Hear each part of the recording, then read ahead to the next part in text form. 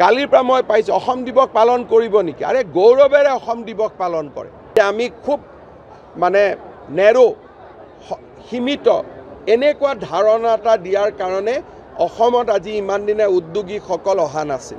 অসম দিৱস সকলোৱে পাতে, প্ৰত্যেকখন ৰাজ্যতে পাতে আৰু বহুত দূতাবাসত অসম দিৱস পাতে। 2 জানুৱাৰী অসম দিৱস। এই অসম দিৱসটো এতিয়া ভাৰতৰ সকলো ৰাজ্যতে পালন কৰে। বহুতে কৈ আছে যে বিহাৰ দিৱস অসমত পালন হ'ব। অসম দিৱস পালন কৰে নেকি? অসম দিৱস প্ৰতিটো ৰাজ্যতে আজিকালি পালন কৰা হয়।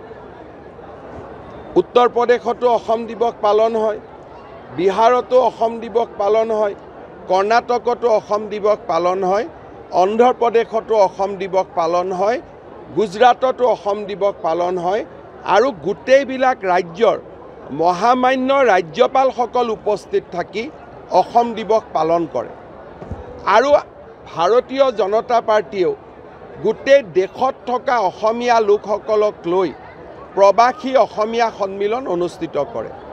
এতিয়া যদি অসম দিৱসটো বিহাৰে পালন কৰে, উত্তৰ প্ৰদেশে পালন কৰে, আমিও ইয়াত বিহাৰ দিৱস পালন কৰিম, তেতিয়াহে মানুহৰ মাজত বুজাবুজি বাঢ়িব। গতিকে এই বিষয়টোলৈ ৰাজনীতিৰ কোনো কৰাৰ মিনিঙে নাথাকে। যিসকলে এইটো কথা বুজি নাপায় যে অসমৰ লাখ লাখ ল'ৰা অসমৰ বাহিৰত কাম কৰে, ইয়াত সাম্প্ৰদায়িক উত্তেজনা কৰিলে তেওঁলোকৰ জীৱনৰ প্ৰতি ভাবুকি আহিব পাৰে, এই কথাটো যিসকলে বুজি নাপায় তেওঁলোকে বাৰে বাৰে এই কামবিলাকত মনোনিৱেশ কৰে। কালিৰ পৰা মই পাইছোঁ অসম দিৱস পালন কৰিব নেকি? আৰে গৌৰৱেৰে অসম দিৱস পালন কৰে। যোৱা কেইদিনমান আগতে পণ্ডিচেৰীত অসমৰ প্ৰফেচাৰে মোক চিঠি দিছে যে মই গোটেই অসম দিৱসটো পালন কৰোৱাত আগভাগ লৈছিলোঁ।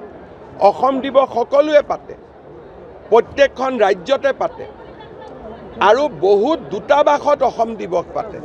শ্ৰীলংকাৰ দূতাবাসত অসম দিৱস পাতে। গতিকে অসমে যেনেকৈ অসমক মানুহে ভাৰতৰ আন ৰাজ্যৰ লোকে সন্মান কৰে, অসমেও আন ৰাজ্যৰ লোকক সন্মান কৰিব লাগিব। তিনিচুকীয়াত পাতা নাপাতাটো বেলেগ কথা, মই সেইটো বিতৰ্কত নাযাওঁ। তিনিচুকীয়াত পাতক, গুৱাহাটীত পাতক, য'ত পাতক পাতক, কিন্তু যেতিয়ালৈকে বিহাৰ ৰাজভৱনত অসম দিৱস পালন হ'ব, ময়ো অসমত বিহাৰ দিৱস পালন কৰাত তাত কোনো বিৰোধিতা কৰাৰ মই কোনো যুক্তিয়ে দেখা নাপাওঁ।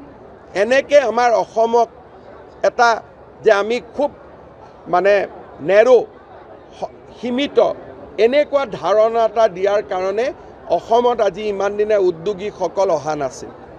আজি অসমীয়া বুলি ক'লে গোটেই ভাৰতত মানুহে সন্মান কৰে।